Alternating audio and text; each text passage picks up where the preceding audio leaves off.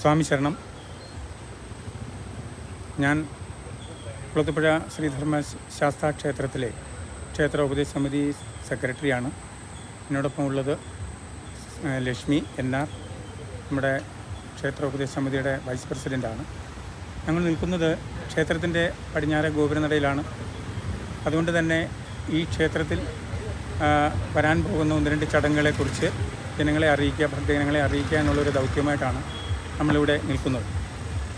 ഇക്കഴിഞ്ഞ ഉത്സവം, അതായത് നമ്മുടെ ആണ്ടുതോറും നടത്തി വരുന്ന സപ്താഹവും ശ്രീമദ് സപ്താഹവും അതിനോടനുബന്ധിച്ചുള്ള ഉത്സവവും നമ്മൾ കഴിഞ്ഞ ഏപ്രിൽ 6 മുതൽ 19 വരെയാണ് നടത്തിയത്.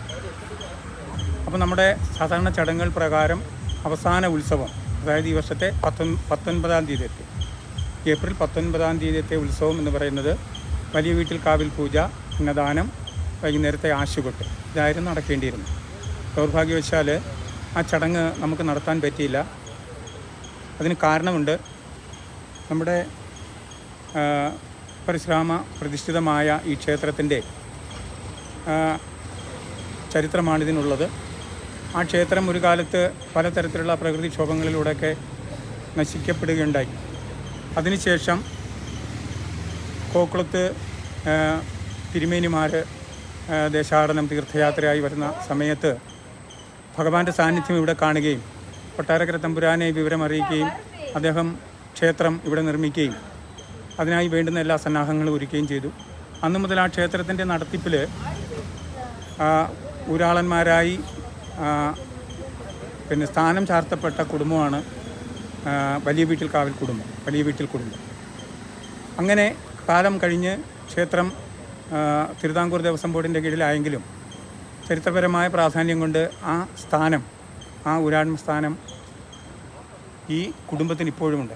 അങ്ങനെ ആ കുടുംബത്തിൻ്റെ കാരണവരായിരുന്ന ഭാസ്കരപിള്ള മാമൻ കഴിഞ്ഞ ഏപ്രിൽ 15-ാം തീയതി വിഷ്ണുപദം പോവുകയുണ്ടായി. അതാണ് മെയിൻ കാരണം. അതിനുശേഷം അദ്ദേഹത്തിൻ്റെ അനന്തരാവകാശികളോ അല്ലെങ്കിൽ അദ്ദേഹത്തിൻ്റെ ബന്ധുക്കളോ ആണ് ഈ ക്ഷേത്രത്തിൻ്റെ ഇനിയുള്ള കാലങ്ങളിൽ ആ സ്ഥാനത്ത് വരുന്നത്. അപ്പോൾ അവർക്ക് പുല നിലനിൽക്കുന്നു.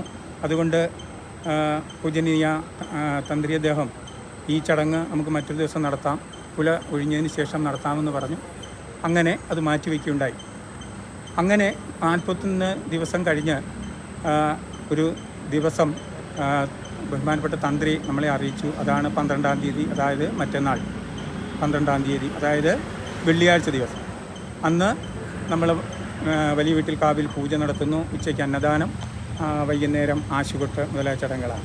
ഈ പരിപാടി അന്ന് നമുക്ക് ഭഗവാന് സമർപ്പിച്ചിരുന്ന, അതായത് വിശേഷാൽ പൂജകളും ആശുകൊട്ടുമൊക്കെ അന്നദാനം ഉൾപ്പെടെ നമുക്ക് സമർപ്പിച്ചിരുന്ന കുടുംബം എന്ന് പറയുന്നത് മുല്ലശ്ശേരി കിഴക്കേമഠം കണ്ടിയൂർ മാവേലിക്കര എന്ന കുടുംബമാണ്. അത് എല്ലാ വർഷവും അവർ തന്നെയാണ് ചെയ്യുന്നത്. അങ്ങനെ സമർപ്പണം ചെയ്തിരുന്നു. അപ്പോൾ അത് അന്ന് നടക്കാത്തത് കൊണ്ട് മറ്റന്നാളത്തെ ഈ ചടങ്ങുകളുടെ എല്ലാം സമർപ്പണം ആ കുടുംബത്തിനാണ്. അന്നദാനം ഉൾപ്പെടെയുള്ള ചടങ്ങ്, അതായത് വിശേഷാൽ പൂജ ഉൾപ്പെടെ.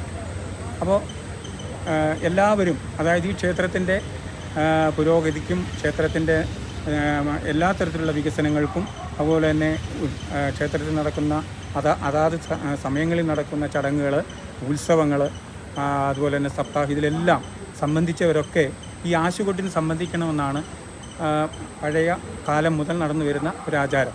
അപ്പോൾ അതുകൊണ്ട് എല്ലാവരെയും, ഇത് നമ്മൾ സാധാരണ ദിവസം അല്ലാത്തത് കൊണ്ടാണ് എല്ലാവരെയും അറിയിക്കുന്നത്. ഇതിൽ പങ്കെടുത്ത ഏത് തരത്തിലായാലും, കായികമായിട്ട്, സാമ്പത്തികമായിട്ട്, ഭൗതികപരമായിട്ട്, ഉപദേശങ്ങളാലും നിർദ്ദേശങ്ങളാലൊക്കെ നമുക്ക് സഹായം ചെയ്ത എല്ലാവരും ഇതിൽ പങ്കെടുക്കണമെന്നാണ് അഭ്യർത്ഥിക്കാനുള്ളത്. അതോടൊപ്പം വരാൻ പോകുന്ന മറ്റൊരു ചടങ്ങാണ് നമ്മുടെ ഈ ക്ഷേത്രത്തിൻ്റെ തന്നെ,